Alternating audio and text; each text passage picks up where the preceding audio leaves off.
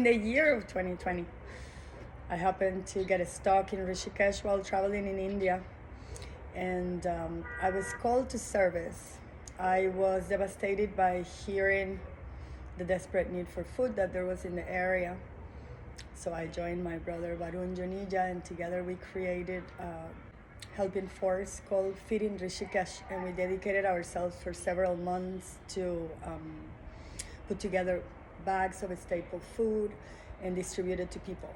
And we were fundraising, videos were made, we were out there with the poor, and I met a lot of women who came from underprivileged areas where most of the labor or class, you can say, come from. Most of these people earn by the day, and so they settle here with their families, and they share small rented rooms that most of the time don't have bathrooms, so the bathrooms are out there somewhere. The situation was intense on 2020. We were down in the area doing the work with an incredible team of volunteers, and it was magic in a way.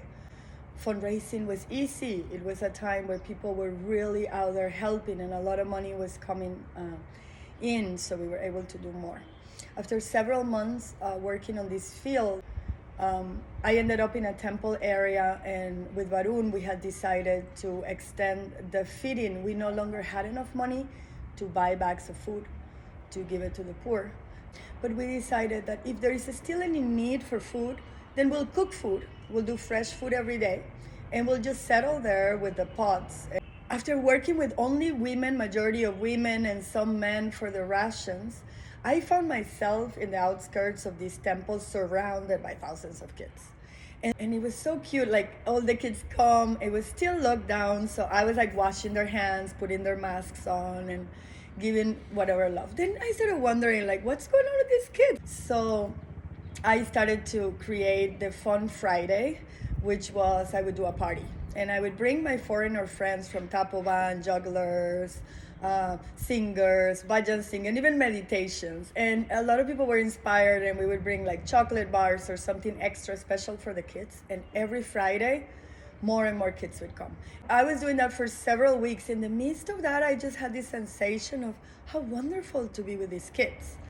And I was just totally given to it. It was intense, but it was fun, and I was really driven by the energy of the kids. So anyhow, I showed up every day, and then one day I blasted a massive party. So the police came and they shut down the operation. But days before that, I kept wondering, what else can I do for these kids? Wouldn't it be wonderful to get together with them and do activities? I was like, we can do arts, English, we can dance, and we can do yoga. That was like the first things that came to my mind.